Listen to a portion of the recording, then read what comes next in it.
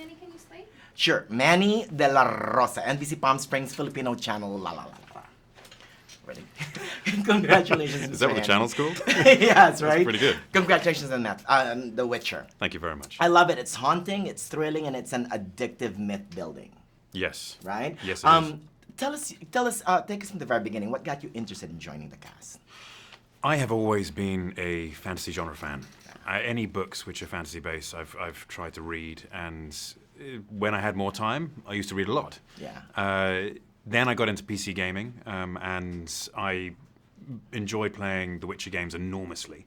While playing them, I always thought this would make a great TV show or movie, and then I found out that Netflix were making the show. So I got my agents to hound them day after day, and then I found out a showrunner had been hired, and then I met Lauren, and Lauren and I had a meeting, and then about 6 to 8 weeks later, I was asked to audition for them. So I auditioned, and the rest is history. The rest you will see on the 20th of December. The Geralt of Rivia, right? Yes. And Butcher of Blaviken. What got you interested in playing him? It was very much the games and the books. Okay. I loved that character so much that as I say, always being a fantasy fan, I've always picked out these characters from the various fantasy books and thought it'd be wonderful to play that character. Geralt in particular, he's so extraordinary. Right. He's such a dichotomy of expression and emotion. You see who he is in the front, and my version of him in the show is definitely, it's a boiled down essence version of the guy from the books, but who you see on the front is this very cold, very calculated, and very straightforward type of person, but inside is a huge mix and wash of emotions and very much a white knight living there, who does necessary things to achieve a goal, and that can often be conflicting and lead him down some difficult paths. You know, to me, the show is almost like the characters themselves. They have conflicting things. In a good way, though. Mm-hmm. The action scenes are like, it's awesome, but it's like, I have to do this. Yet it's also sophisticated. It's got the perfect balance, I think. Good. Right? Good, because that's what we were going for, especially for me.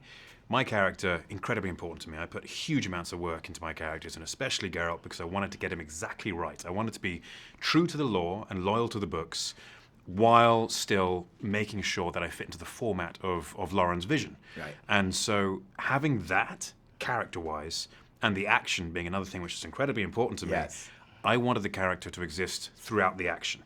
And within the action, not to have two separate pieces where you have acting, acting, acting, and then action, action, action. The action had to tell a story, and it had to sink in perfectly with what the character was going through in the moment.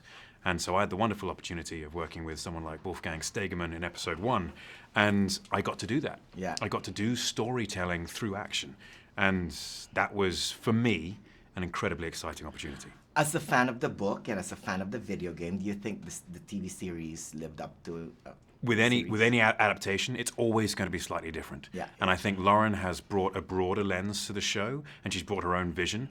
And the ladies, Freya and Anya, have done an incredible job. Yes. And so absolutely I do. I think it's going to be, it's something a little different for everyone, but also the essence is going to be the same. Oh, if I know elders speak for your awesome, I will say that right now. Thank you very much.